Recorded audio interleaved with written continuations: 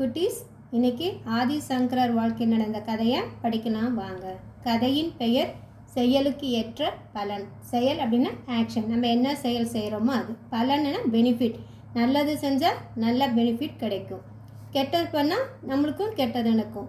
அதுதான் இந்த கதையில் பார்க்கலாம். சங்கரர் குழந்தையாக இருந்தபோது அவரது தாயார் ஆரியாம்பிகை கல்வி கற்க குருகுலம் அனுப்பி வைத்தார்.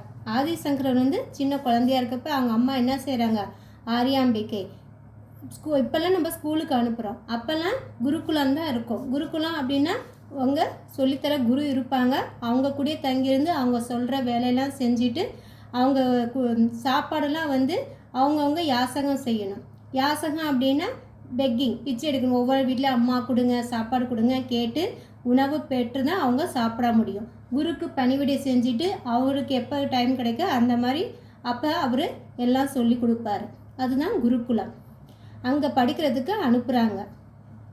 குருகுல வாசம் செய்யும்போது மாணவர்கள் வீடு வீடாக சென்று யாசகம் எடுத்து உண்ண வேண்டும் என்பதுதான் அக்கால வைதீக முறை.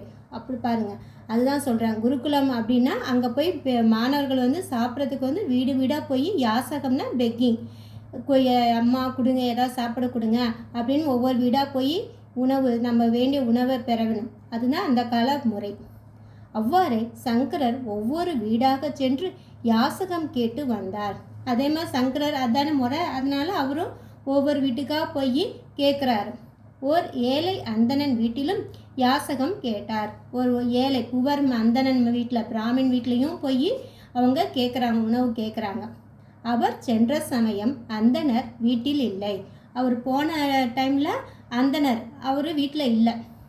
அவர் மனைவி இருந்தார், அவங்க ஒய்ஃப் தான் இருக்காங்க. அவர்கள் முதல் நாள் விரதம் இருந்து அதை முடிக்க தானும் தன் கணவரும் சாப்பிடுவதற்காக 2 நெல்லிக்கனிகளை மட்டும் வைத்திருந்தார். அவங்க புவர் இல்லையா, அதனால் சாப்பிட்றதுக்கு இல்லை. அவங்க விரதம் ஃபாஸ்டிங் இருந்திருக்காங்க முதல் நாள். அதை முடிக்கிறதுக்காக சாப்பிட்றதுக்கு 2 நெல்லிக்கனிகள் கூஸ்பெரி தான் வச்சுருக்காங்க. அவங்க ஒன்று ஹஸ்பண்டுக்கும் அவங்க ஒய்ஃபுக்குன்ட்டு 2 தான் மொத்தமாக வச்சுருக்காங்க. இதை தவிர வேறு எந்த பொருளும் அவ்வீட்டில் இல்லை. அதை தவிர அவங்க வீட்டில் வேறு எந்த சாமானுமே இல்லை, சாப்பிட்றதுக்கும் இல்லை, வேறு எந்த பொருளுமே சாமானும் அங்கே இல்லை. இருந்தாலும் அவள் நெல்லிக்கனியில் தன்னுடையதை சங்கரருக்கு யாசகமாக கொடுத்தாள். இருந்தாலும் பரவாயில்ல, அவங்க தன்னுடைய வறுமையை ஒன்றும் கருதாமல் 2 நெல்லிக்காய் வச்சுருக்காங்க இல்லையா, அதில் தான் சாப்பிட்றதுக்கு வச்சுருக்க நெல்லிக்காயை அந்த அம்மா கொடுக்குறாங்க சங்கரருக்கு. அதை கண்ட சங்கரர் அவளை பார்த்தார். வறுமையின் பிடியில் சிக்கி தவிப்பது தெரிந்தது. சங்கரர், ஆதிசங்கரர் பார்க்குறாரு அந்த அம்மாவை. அவங்க பார்த்தாவே தெரியுது எவ்வளோ புவராக இருக்காங்க, எவ்வளோ கஷ்டப்படுறாங்கன்னு அவங்கள பார்த்தாவே தெரியுது. அப்படி இருந்தும் பிறருக்கு கொடுக்க வேண்டும் என்ற உயர்ந்த எண்ணம் பெருந்தன்மை இருந்ததை கண்டு வியந்தார். இவ்வளோ கஷ்டப்பட்டாலும் மற்றவங்களுக்கு உதவணும் அப்படின்னு உயர்ந்த நல்ல எண்ணம் இருக்குது. அதை பார்த்து அவர் ஆச்சரியப்படுறாரு. அவர் திருமகளை மனதில் நினைத்து ஒரு துதிப்பாடலை பாடி நின்றார். திருமகளினா மகாலட்சுமி நினச்சி ஒரு பக்தி அவரை நினச்சி போட்டு ஒரு பாடல் பாடுறாரு. சிறிது நேரத்தில் பொன்னாலான நெல்லிக்கனிகள் வீட்டின் கூரையிலிருந்து மலை போல பொழிந்து கொண்டிருந்தன. அந்த பாட்டு பாடணுன்னு அந்த பாட்டு என்ன தெரியுமா, அதுதான் கனகதார ஸ்தோத்திரம் சொல்லுவாங்க. அந்த பாட்டு பாடினோடனே அங்கே நெல்லிக்கனி எப்படி பொன் தங்கமான நெல்லிக்கனிகள்லாம் வீட்டில் உழுவுது. அப்போ அவங்களுடைய வறுமை நீங்கிடுது. அன்று முதல் அக்குடும்பத்தின் வறுமையும் தீர்ந்தது.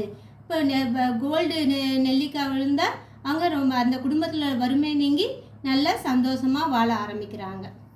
குட்டீஸ், மீனிங் படிக்கலாம் வாங்க. செயலுக்கேற்ற பலன். செயல் ஆக்ஷன், பலன் பெனிஃபிட். யாசகம் பெக்கிங், விரதம் ஃபாஸ்டிங். நெல்லிக்காய் கூஸ்பெரி, பெருந்தன்மை கிரேட்னஸ். கனகதார ஸ்தோத்திரத்தை அருளியவர் ஆதிசங்கரர். கனக அப்படின்னா பொன் அல்லது தங்கம், தாரானா பொழிதல். கனகதாரா அப்படின்னா தங்கமலை பொழிதல் என்று அர்த்தம். கதையை இன்னொரு முறை படிக்கலாம் வாங்க. செயலுக்கு ஏற்ற பலன். சங்கரர் குழந்தையாக இருந்தபோது அவரது தாயார் ஆரியாம்பிகை கல்வி கற்க குருகுலம் அனுப்பி வைத்தார்.